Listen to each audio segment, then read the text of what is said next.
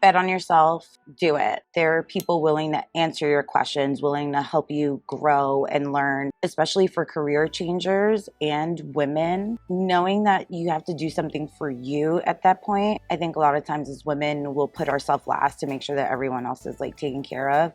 You take care of you and you put your goals ahead of what you need to do. Bet on yourself. Like, it's going to be worth it. Hi, this is Jae Arias from Zurich North America, and this is the future of insurance. Jae, it's great to sit down with you. I gotta say, we got to have dinner together last night before recording this, so I cheated. I heard your story, but it blew me away. And I'm really excited to get to share some of the things that helped you get to where you're at right now. And I was gonna say made you successful. You're not done, so you got more success ahead. But I appreciate you coming to sit down with me today. Thanks for having me. I do wanna understand more about your story.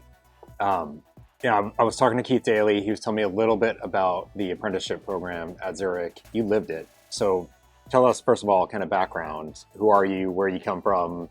And how did you end up at Zurich?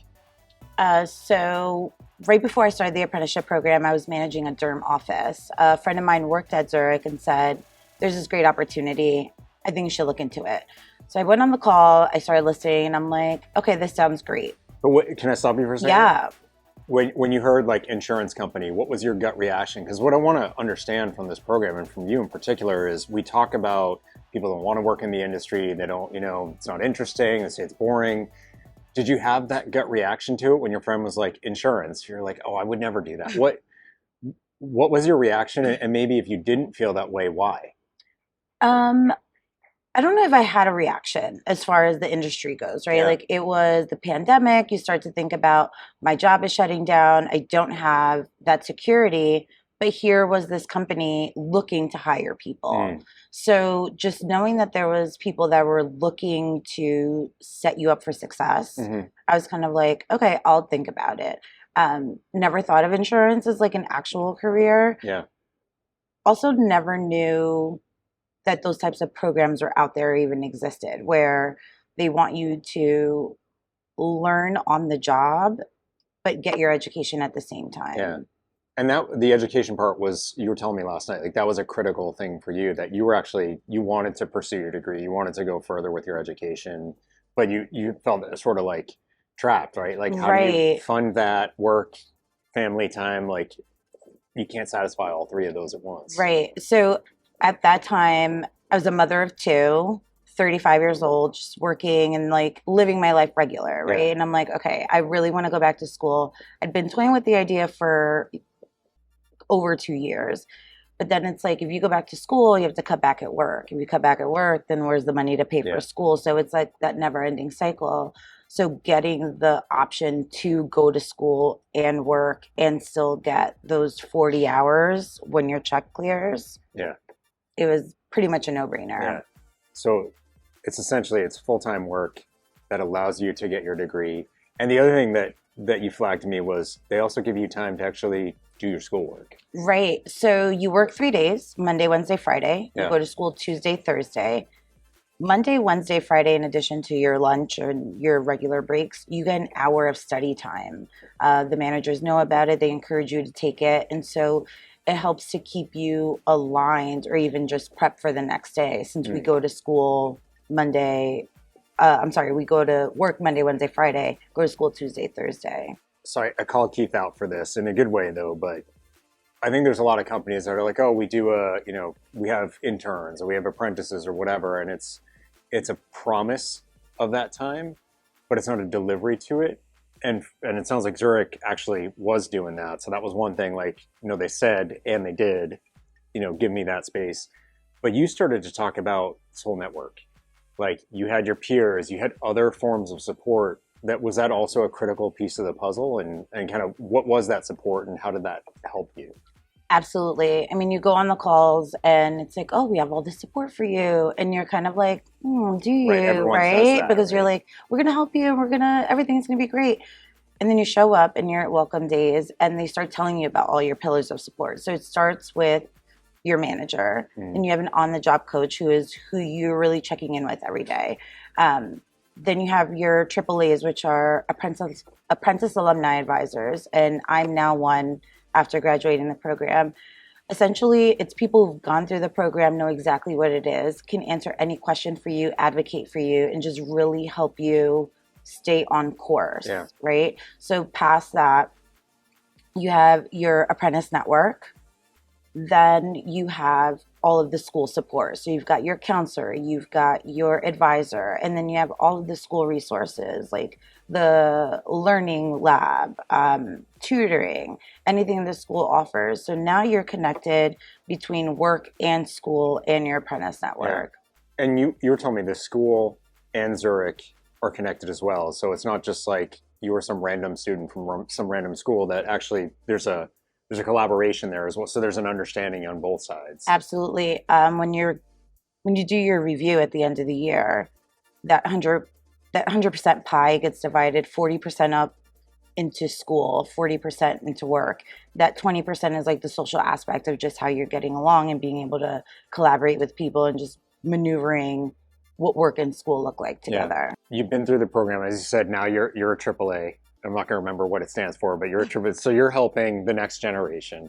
As you think about all those like future yous out there who could go through the program, what are there words of wisdom or advice or guidance or consideration that you would give them to help them understand, is this the right thing for me? Or maybe there's someone who's would never have thought of this, that it's like, yeah, maybe you should, and here's why.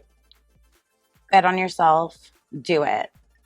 Do the research on the company, and really know that there are people willing to answer your questions, willing to help you grow and learn. And bigger than that is, especially for career changers and women, and me going into it being 35 and then finding out that I was pregnant was also like startling. And I got to a point where I thought I was going to lose my spot. So I reached out to Jillian, who was the like lead of the program, and I said to her, she was like, you would never. And I was the first person going through the program that had been pregnant. So now we know how to maneuver if it were to happen again. Yeah. But knowing that you have to do something for you at that point, I think a lot of times as women, we'll put ourselves last to make sure that everyone else is like taken care of. You take care of you and you put your goals ahead of what you need to do, and like just bet on yourself. Like it's going to be worth it, and the 2 years fly by. Yeah. If you're willing to bet on yourself, you were in a structure that was going to support you in that bet. 1,000%. Yeah. I don't know if there's anything as you look back, you're like, I wish I'd done this differently, or the program's changed in this way, and this is a really critical thing that maybe wasn't there when I was first coming. Like, what are there things that like learnings that you've taken from it that you're like, this is something we could do differently? The program's expanding really fast, and now we went from Schaumburg. I was the first cohort out of New York. So now we have Schaumburg, New York. We have Atlanta. We're in Texas. We're literally just growing, right? So now it's a matter of letting the new apprentices know, like, network, be there for each other. Even if you're not in the same city, you're going to be in the same classes. So like the Atlanta apprentices go to BMCC, which is where I went to out of New York. So be there for each other. And though you're virtual classmates, you're still in this together. You know, like no one really understands what this is like had they not been through it. So be the person that you would have wanted to be there for you in the beginning. Yeah. I don't know if you could answer this question, but I'm going to ask you anyway. So Zurich's done this, and I know there's some other companies that are in the program with Zurich, like Keith had mentioned. Aon's also a participant in it. Do you think that there's a type of company that could be successful in this, and maybe a type that maybe their culture isn't ready for it yet? Like, is there something about Zurich's culture that made that a good fit for the program? So the one thing when I first started, I was like, this is too good to be true. There's no way that these people really are like... Yeah. So when we did our welcome days, we had execs, like C-suites, whenever you need anything, like feel free to ask me if you see me in the office, stop me. And I'm like, yeah, no, these people will absolutely put time on their calendar. And I think that what Zurich does that I can't speak to if other companies do, but they're really looking to impart their wisdom and help you grow and develop in your career. And it's really cool to know that if you have interests that lie somewhere else in the business, they're happy to make those connections and help you make those almost like those crossovers and like get exposed to different types of things that you might be interested in that you may want to go into at some point. So I don't know if other companies are that willing to like really put into and invest into growth and development, but I think that that's what makes our program successful. Yeah.